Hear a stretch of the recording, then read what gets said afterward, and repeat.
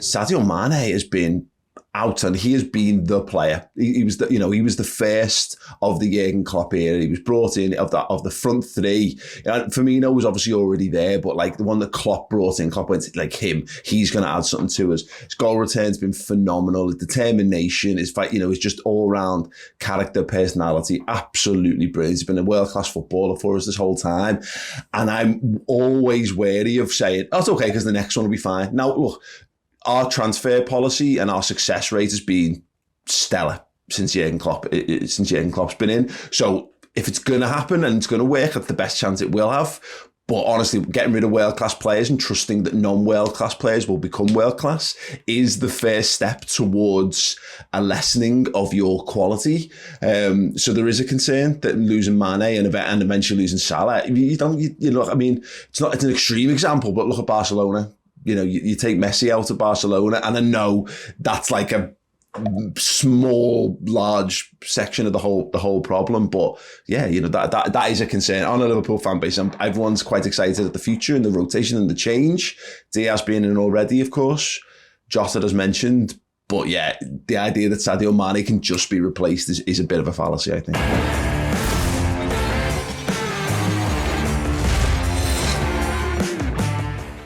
So I'm going to start off with something that Sam provided me. Now, he gave me a look at the 2 previous years before signing for Liverpool Football Club for each of the sort of 5 players that we're looking at. So we've got Núñez, we've got Mo Salah, Roma 2015 to 17. We've got Diogo Jota, 2018 to 2020. And you can see all of these in front of you now. We've got Sadio Mane from Southampton, 2014 to 2016. And we've got Luis Diaz, Porto, 2019 to 2022. So I think first of all, we're not looking at the same age. I've seen a lot of people do that already, actually, with looking at 22-year-old Mo Salah and 22-year-old Diogo Jota and 22-year-old Sadio Mane and Luis Diaz.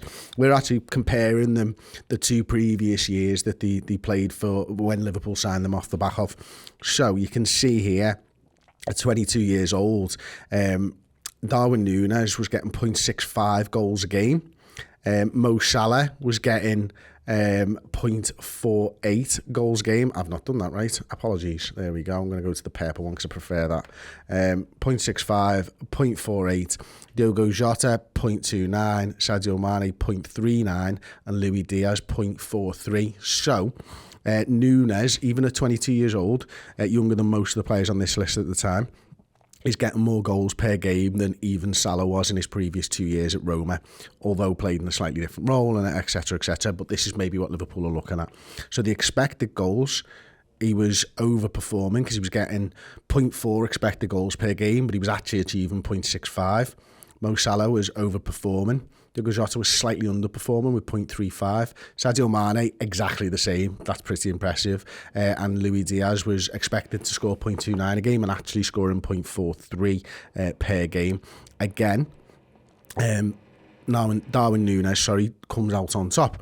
Now, shots attempted, again, Núñez highest, 2.91 for him, 2.16 for Mo, 2.16 for Diogo, 2.74 shots per game for Mane, and 2.46 for Luis Diaz. Touches in the opposition box as well, 6.72, Mo 5.2, Jota 4.03, Mane 4.34 and Luis Diaz 4.34. So just based on those metrics there, you can see that Darwin Núñez is outperforming what the other players, when we bought them, were doing at their clubs in the roles that they fulfilled for those clubs, which, when you consider that, I believe Mo, Diogo, Sadio have all got better. Probably a little bit too soon to judge Luis Diaz coming in halfway through a season, but I think you can see that we've got a player there, and we're not thinking this is going to be a flop, Luis Diaz. In fact, far from it. We're actually thinking the complete opposite, aren't we? We're thinking he is going to improve. So, for example, and I should have done the research on this, and apologies, he's overperforming his expected goals. Luis Diaz is, before he comes in to Liverpool. I'd be shocked if he's still overperforming his expected goals based on the half a season that I've seen, but I do think that will turn around this season. So, massive thank you to Sam Maguire in 23 for this information. we're going to move on now. We're going to look first of all at secondly I should say, is minutes by position. So you can see there for Benfica in 21-22 season, he played 1,083 minutes through the middle, central striker. 395 just off to the right hand side in the sort of half space, 46 minutes in Mo's position potentially. Right wing, 431 left, 458 inside left half space. So that already tells you there that this grouping of three here, from the centre to the left-hand side, is quite clearly where he was utilised most at Benfica in the 21-22 season. Little bits of minutes here and there, a bit more sort of left forward-ish type of player at 215 minutes there. I expect that this is where we're going to see him play his minutes as well for Liverpool Football Club. Probably here, but I'm not quite ruling out the left-hand side of a three either yet. Although I do believe, if I had to put money on it, we're going to see him in that central striker position. So I'm going to move on now. Again, graphics provided by Sam Maguire in 23. This is a look at the Premier League for 2 years for Núñez on the left-hand side of your screen, and the Premier League for Jota at Wolves 2018 to 2020. So the 2 previous years, we've stuck with that. And you can just see here, I'm just going to have to move this microphone slightly. Apologies. Exactly what I'm looking at. So Núñez is attempting more shots, 3.5 to 2.1. His XG slightly higher than Diogo Jota. His non-penalty goals just lower. His post-shot that was non-penalty XG. Apologies, you can just see there. But his post-shot XG, and if you don't know what post-shot XG is, it's what happens after the shot. How much has the skill of the striker actually said, okay, this was a 0.3 XG chance, but because of the shot itself, it's now a 0.6 chance, for example. It means basically how lethal a finisher is this striker. So what you can see here is, yes, Diogo Jota, non-penalty XG, and Darwin Núñez, non-penalty XG were very, very similar, but there's a big variation here between Diogo Jota in blue and Darwin Núñez's post-shot XG, which says to me he's more lethal finisher than Diogo Jota is. So I hope I've cleared that one up for you. Non-penalty post-shot XG, exactly the same. Touches in the opposition box. Shots assisted, he's even assisting more shots. Expected assists, about 1.5 times as much. And his passes attempted, though, this is quite interesting for me, is really, really low. And I looked through a sort of game-by-game analysis, and it's not on here, of how many passes Núñez completed per game. And sometimes it was like 6 a game. Sometimes it was like 14 a game, 12 a game. He's not getting involved in the build-up of play in any way near the same way that someone like a Roberto Firmino might, who averages more than probably 14 passes attempted during a game of football. But what he is doing is he's getting on the end, and he's obviously finishing those goals, those moves off. And that's something that Benfica, obviously, tip of the spear, Darwin Núñez, that's it. Everything's building up to him. Think of Cristiano Ronaldo at Manchester United. It's how they use him, isn't it? He's not involved in the build-up. He's there to get on the end of things and stick the ball in the back of the net. Núñez at Benfica was used in a similar way, although it has a completely different style, so maybe it wasn't the best thing. Now let's compare him, Erling Haaland in the Bundesliga 2021 to Darwin Núñez in the Primeira Liga in Portugal 2021-22. So both comparable seasons. Non-penalty shots, roughly the same. Non-penalty XG, Haaland was taking those shots from much better areas. You can see 0.5 to 0.3, and both strikers completely lethal. Darwin Núñez's goes up slightly, as does Erling Haaland. Now, that says to me that they're both lethal finishes. It also says to me that Dortmund were working Erling Haaland into a much better area of the pitch to take his shots from. I'd imagine that if you're in a better area of the pitch and you're a lethal finisher, your XG is going to go up exactly the same as what we talked about with Darwin Núñez. Touches in the opposition box, exactly the same. Darwin Núñez creates more shot assists than Erling Haaland did. The expected assists, though, were almost exactly the same. The dribbles attempted per game, you can see Haaland's close to 0. Núñez 6.7. Attacking duels attempted. He's more involved in probably the press, you would say, by this. I'm just going to get rid of some of them. You can see Haaland's just there, and close to 9.3 attacking duels attempted per game. So much more involved in trying to win the ball back. Shot placement ratio, very, very similar, and we've talked about non-penalty shots. So what can you draw from that? Well, for me, I'm saying that, look, Haaland's an absolutely incredible player. Right now, I think Haaland's the better player. I really do. I'm sorry to be a Debbie Downer on that. It's just the way that I see it. If Liverpool signed Haaland, I'd be much more excited. That doesn't mean to say that I'm not excited about Darwin Núñez. Haaland's just one of those players, isn't he? That comes along once or twice in a generation. Núñez has the potential to be that, and I am certain of that as well.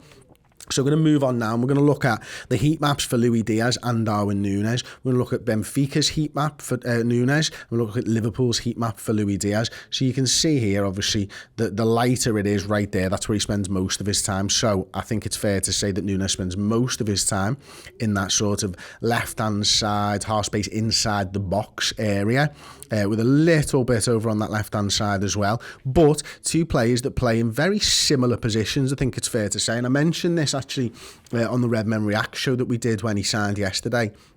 And I do feel like, I just wonder whether, I'm just going to draw on the map here, if you've got Luis Diaz over here and you've got, let's say, Darwin Núñez over here, and you've got Mo Salah hugging the touchline over here, I think if he plays central and he plays that off to that left-hand side, I think you're going to have to roll defenders this way, and you might be able to get a one-on-one, or even just, even just a 2-on-1.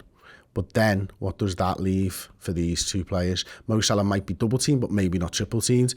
And that might be Luis Diaz and Darwin Núñez playing off each other. But my guess would be that you might be able to isolate Mo Salah one-on-one situations much better, without the use of midfielders, of course. But I did talk about that a little bit yesterday, so I'm not going to dwell on that. Next up, we've got the 2 seasons of Darwin Núñez in the Premier League. We've got 2021 on the left-hand side. We've got 21-22 on the right-hand side. Now, what you can see from this shot map is also where the goals are scored. So the stars are goals when they're red.